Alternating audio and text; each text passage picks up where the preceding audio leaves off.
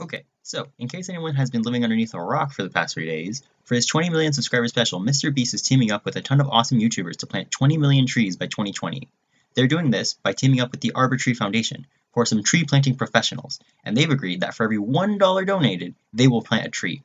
Just $1 has the potential to create a massive tree that helps fight deforestation and lets you keep slurping up all that oxygen you go crazy over.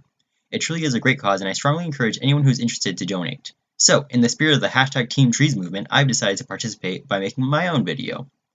So, why plant a tree? It's quite obvious that the planting of millions of trees is a significant action and statement against rampant deforestation and climate change, and I can talk about that in another video if you guys are interested. But what I want to focus on are two unexpected reasons why I think you should donate. And those are, it helps the economy and it helps democracy.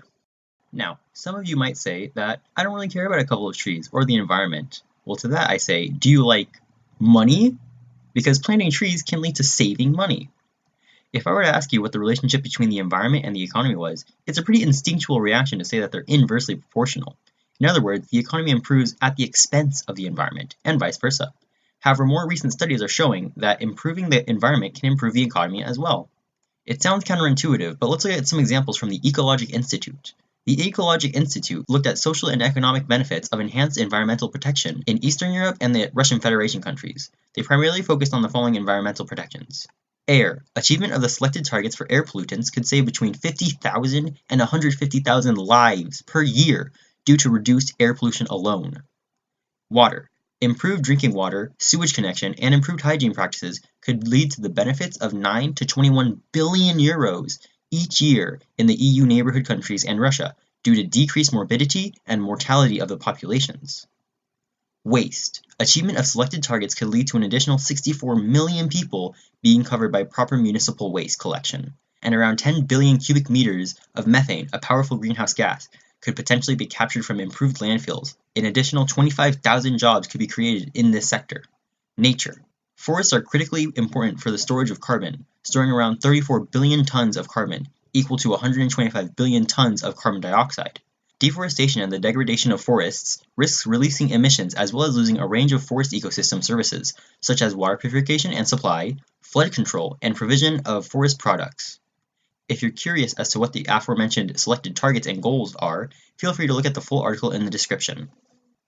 Okay, so leaving Europe behind and returning to America, let's look at the cost-benefit analysis of several major environmental rules and regulations. Wow, what a fun sentence. I promise I'll make it short. Basically, the government looked at how much their regulations cost to implement and how much they benefited because of it. Pretty simple, right? So here's their data reports for 2005 to 2015.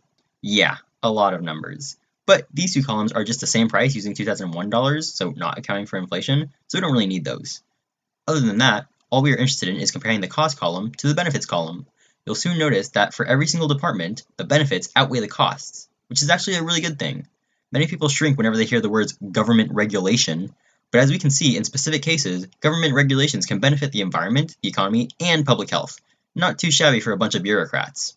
If you were curious about the specific sub-agencies and program offices that contribute to the total department costs and benefits, feel free to look at the report yourself, link in the description. There's too many to look at all of them, but the rules that had the highest benefits and costs was the EPA rules. The EPA accounts for approximately 70% of the total benefits and 50% of the total costs of all the major rules. The Office of Air and Radiation is the major player underneath the EPA, so I'll focus on them. What makes them so beneficial to have around is their Clean Air Act and the Fine Particle Implementation Rule. Just having these rules to keep the air clean is hugely beneficial. Pollution and fine chemicals in the air can be absolutely detrimental to health, and it easily leads to hospitalization and premature death. By regulating the air quality, the EPA is able to save thousands of lives and millions of dollars due to lowering the hospitalization rate. I wonder what else both helps the environment and promotes clean air. I wonder. Oh yeah, trees. It all ties back to the trees. Now, some of you might say, I don't care about the environment and I don't care about money. Well, to that I say, do you like democracy? Because if you do, then planting trees is very important for the health of a democratic society. Now, I ain't just sweet talking you right now, I'm serious. There are many instances showing how planting trees almost directly increases political participation and spreading democracy. In New York, Philadelphia, and DC, there were some similar tree planting initiatives using volunteers to plant trees. A Dr. Fisher took this opportunity to randomly interview the volunteers and compare them to the rest of the country. Dr. Fisher published a book with her results and showed that the volunteers that planted trees were statistically more likely to have signed a petition, contacted an elected representative, participate in a protest, and attend a public or town meeting. In this way, environmentalism acted as a starting point for political participation, which is crucial for the health of a democratic society. Now, am I saying that planting trees can lead to some sort of giant democratic movement that puts pressures on government to become more fair and honest to their citizens? Well, I don't have to, because guess what? That already happened.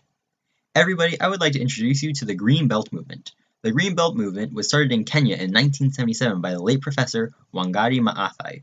He started the Green Belt Movement as a way to help women in rural areas getting access to a source of fuel, building materials, fruits, shade, and some money. But what happened to the mere tree planting group was that they came together as a community and sparked the ideas of democracy. When asked how a tree planting movement doubled as a democratic movement, Professor Maathai is quoting and saying, "As people talk to us, we would ask, where do you think these problems come from? Almost all would blame the government. So we created a movement that was not only about taking action to protect the environment, but also about citizens' responsibility to demand a better government." After years of protest, Kenya eventually replaced the dictator and the one-party system in their country with a more fair and democratic government. Professor Maathai was elected to the new parliament and won the Nobel Peace Prize in 2004. She was truly an inspirational woman who left this world much better than how she found it. Who would have guessed that the idea to plant some trees would have led to a grand democratic overthrow of a dictator? I wouldn't have, that's for sure. But ultimately, trees are much more important than many of us initially thought, as I hope I showed right here. And donating to help plant 20 million trees by 2020 is something I hope you consider. Ultimately, it's up to you to make the choice to help. But I'll leave a link to the Arbor Tree Foundation in the description. Remember, just $1 can make a difference. Now, personally, I was just going to donate about $25 for the cause, but then I figured I would leave my fate in the hands of the internet, because that's a great idea. So, my pledge is this.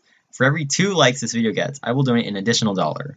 Unfortunately, I'm far from rich, so I'm setting my max spending cap at $250, so go ahead and drop a like on this video for the environment, for the economy, and for democracy. Alright, that's a wrap. Thank you all for watching.